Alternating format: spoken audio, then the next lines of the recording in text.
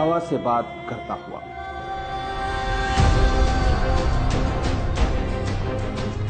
रेत के सीने को चीरता हुआ,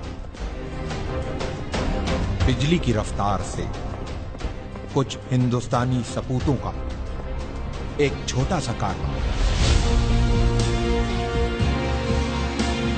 तारीख के पन्नों में अपनी जगह बनाने, आंखों में एक अजीम मकसद लिए अरब की जमीन करबला की तरफ रवां। हल मिन नासिरिन यंसुरना। नबी मोहम्मद साहब के नवासे इमाम हुसैन ने जब करबला में इंसानियत से यह सवाल किया, है कोई जो मेरी मदद को आए? इतिहास ने देखा कि इंसानियत से किए गए इस सवाल के जवाब में इमाम की मदद के लिए अपने घरों से जो हक परस्त निकले, वो रसूल का कलमा पढ़ने वाले मुसलमानों के साथ साथ कांधे पे जनेऊ डाले, माथे पे तिलक लगाए कुछ हिंदुस्तानी ब्राह्मण भी थे। ये वही वीर सपूत हैं जो मदद की शक्ल में हिंदू और मुसलमानों के बीच प्रेम की एक सुनहरी इबारत लिखने करबला जा रहे हैं।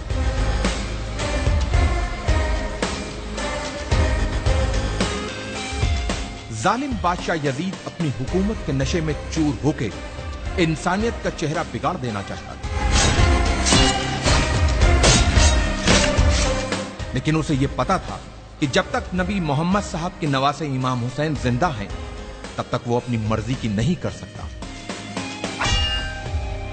उसके इसी डर ने इमाम हुसैन को उनके परिवार के साथ करबला में घेर के उनसे अपनी हुकूमत के सामने सर झुकाने को कहा।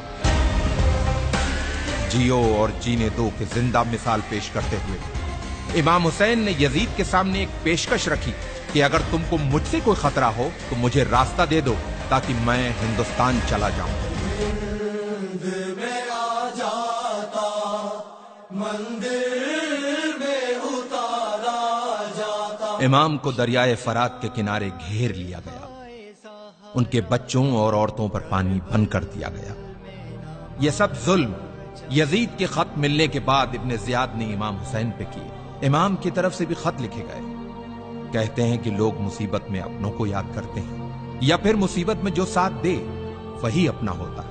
इमाम हुसैन ने अपने बचपन के दोस्त हबीब को खत लिखकर मदद को बुलाया और दूसरा खत करबला से दूर, बहुत दूर भारत के एक हिंदू राजा के नाम लिखा गया। इमाम हुसैन के बेटे अली इब्ने हुसैन ने अपने भाई भारत के राजा समुद्रगुप्त के नाम लिखा था यह खत। सुनने में अटपटा लगने वाले इस रिश्ते का इतिहास गवाह है। लगभग 1400 साल पहले की बात है। ईरान के बादशाह जो पारसी मजहब से थे, उनकी दो बेटियां थी, मेहरबानो और शहरबानो। मेहरबानो का विवाह भारत के राजा चंद्रगुप्त से हुआ और रानी का नाम मेहरबानो से बदलकर चंद्रलेखा रखा गया। और कुछ वर्षों बाद चंद्रलेखा की छोटी बहन शहरबानो की शादी इमाम हुसैन से हुई। चंद्रलेखा और चंद्रगुप्त के बेटे समुद्रगुप्त उस समय राजा थे जब उन्हें अपने मौसेरे भाई अली इब्ने हुसैन का पत्र मिला।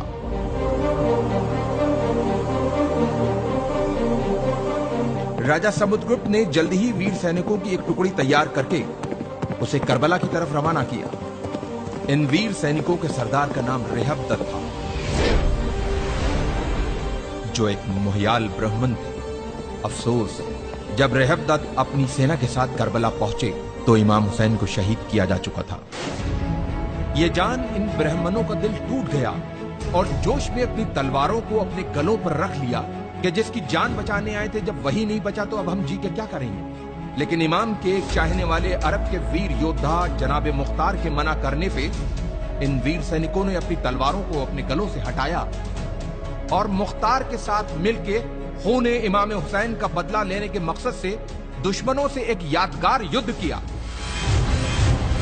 और उन्हें हिंदुस्तानी तलवार के जौहर दिखाए। इन वीर सैनिकों ने करबला में जहां पड़ाव डाला था, उस जगह को हिंदिया कहते हैं, जो जगह आज भी उसी नाम से मौजूद है। इन ब्राह्मणों में से कुछ करबला में वीर गति को प्राप्त हुए, कुछ वहीं बस गए और कुछ अपने देश भारत चले आए। इतिहास इन वीर ब्राह्मणों को हुसैनी ब्राह्मण के नाम से जानता हूं।